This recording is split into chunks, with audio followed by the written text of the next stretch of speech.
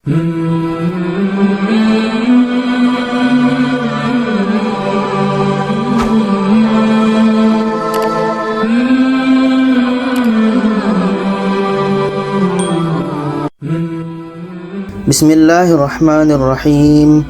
Assalamualaikum warahmatullahi wabarakatuh. Alhamdulillah, kita bertemu lagi di channel kelas mengaji. Saya doakan kita semua selalu sehat, rezeki dilancarkan, dan kita semakin semangat untuk belajar mengaji ini. Baiklah, pada kali ini kita masih membahas tentang cara cepat dan mudah memahami hukum tajwid, yaitunya hukum nun mati atau tanwin, yang mana judul ini adalah kelanjutan dari judul sebelumnya. Pada video sebelum ini kita telah membahas tentang cara cepat dan mudah memahami panjang pendek dalam Al-Quran. Yang kedua, cara cepat dan mudah memahami qalqalah.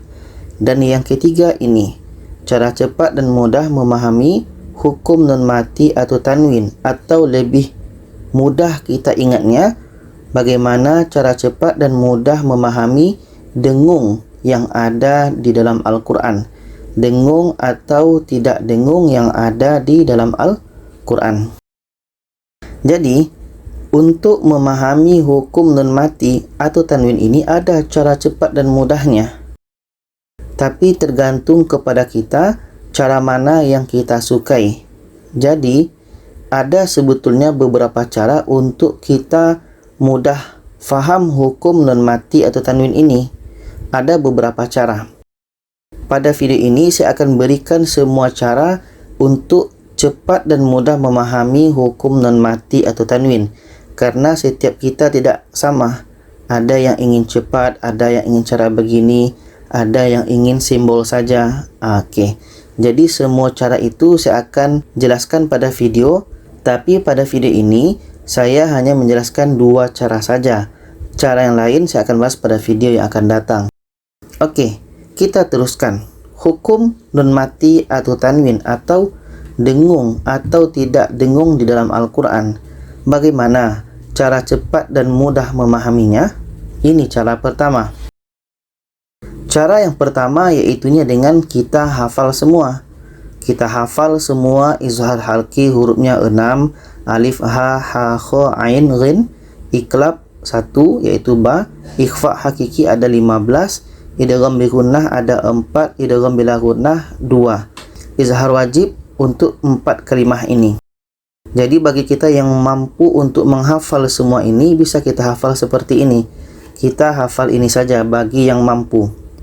Nah, bagi yang ingin menggunakan cara pertama ini, kita buat seperti ini. Ini dalam surah Al-Baqarah 6 ini. Di sini ada tanwin.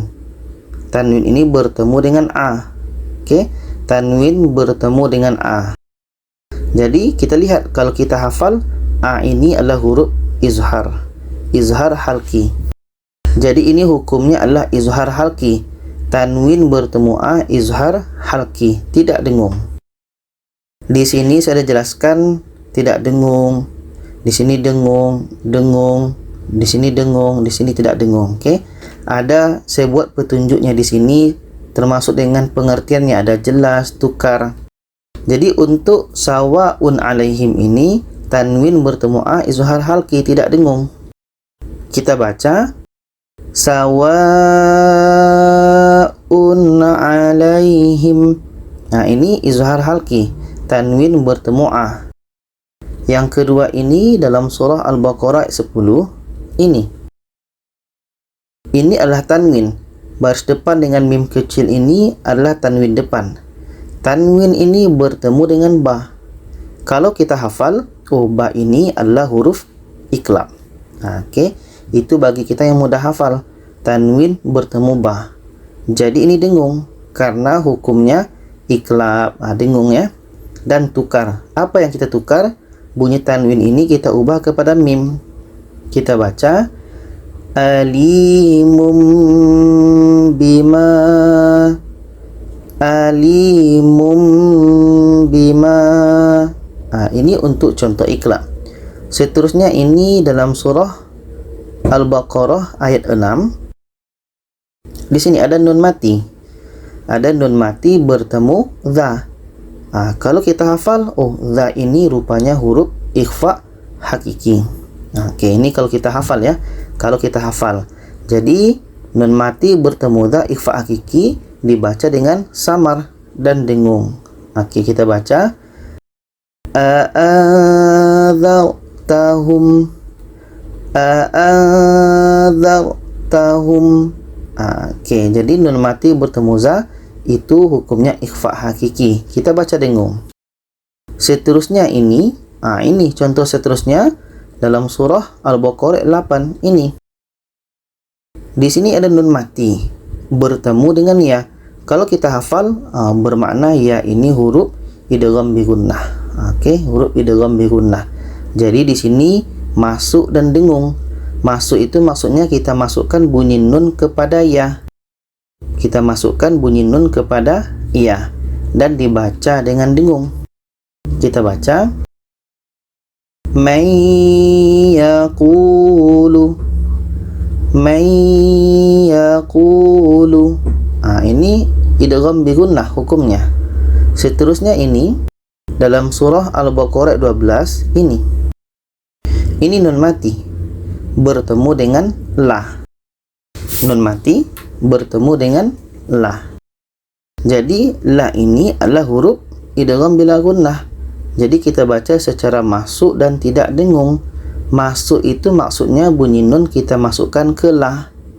Dan di sini tidak ada dengung. Kita baca walakin la yash'urun.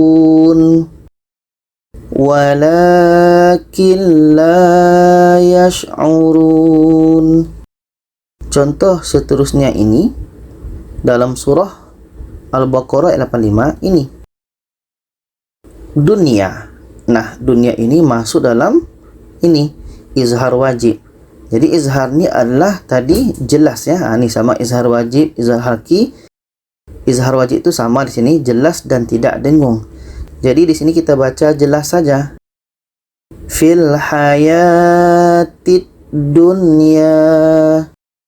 Fil hayatid dunya.